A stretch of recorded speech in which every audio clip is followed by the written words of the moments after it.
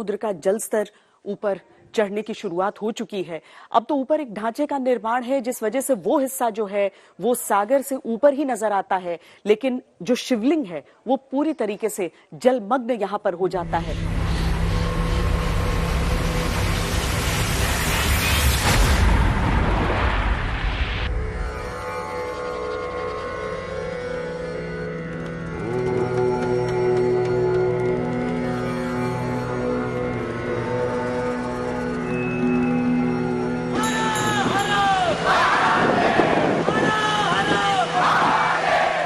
ये दृश्य अकल्पनीय। समुद्र का पानी अब इतना ऊपर चढ़ गया था कि केवल मंदिर की छतरी बाकी दिख रही थी, यानी अब संपूर्ण गर्भगृह जलमग्न हो चुका था। इस क्रम में लगभग 1 घंटे का समय लगा था।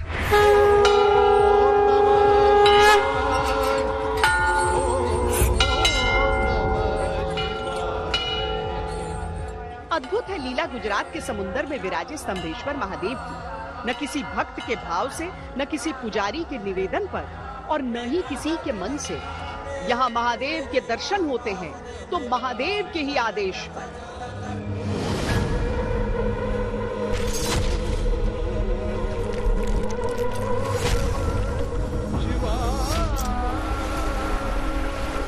पानी आएगा तो ये सर्वप्रथम पानी बाबा को ही छुएगा जी, और बाबा के यहाँ ही अंदर कक्ष में बढ़ेगा, गर्भगृह में पानी सर्वप्रथम।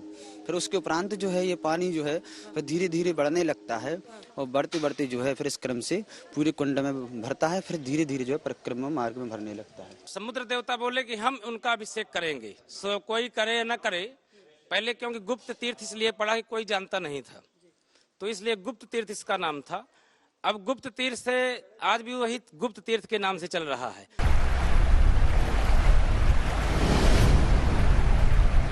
दिन में 2 बार भक्तों की आंखों के सामने स्तंभेश्वर महादेव मंदिर जलमग्न हो जाता है और फिर प्रकट हो जाता है।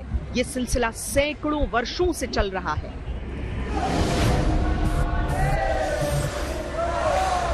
महादेव का प्रदोष के दिन, त्रयोदशी के दिन और चतुर्दशी और अमावस्या के दिन 4 पहर की पूजा चलती है निरंतर, रात में भी और दिन में। यहाँ पर शिवरात्रि के दिन करीबन मान के चलिए आपकी 20 हजारों में तादाद में पब्लिक रहती है और 1 माह का श्रावण में मेला लगता है। हर शिवरात्रि और अमावस्या और पूर्णिमा का मेला लगता है।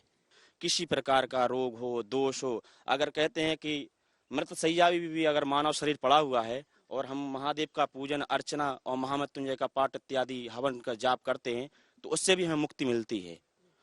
हर रोग का निवारण महादेव।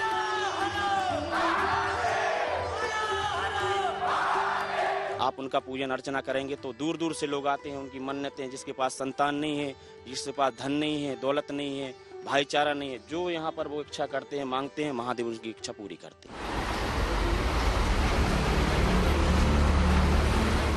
सूर्यास्त के समय जब चंद्रमा आसमान की ओर बढ़ने लगता है, तब से शुरू हुआ मंदिर के पानी में डूबने का सिलसिला सूर्योदय के समय चंद्रमा के प्रस्थान के साथ पूरा हो जाता है। चंद्रमा महादेव के मस्तक का आभूषण है और पानी की पहेली का एक संबंध इससे भी जुड़ता है।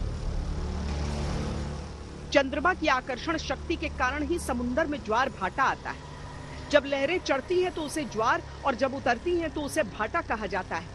पृथ्वी घूमती है और पानी का जो हिस्सा चंद्रमा के सामने पड़ता है वहां लहरें उठती हैं और इसका असर जल स्तर पर देखा जाता है। महादेव सर पर जटाओं में गंगा को और मस्तक पर चंद्रमा को धारण करते हैं। इसे भी जल की गति और चंद्रमा की शक्ति के बीच संतुलन के प्रतीक के तौर पर देखा जाता है।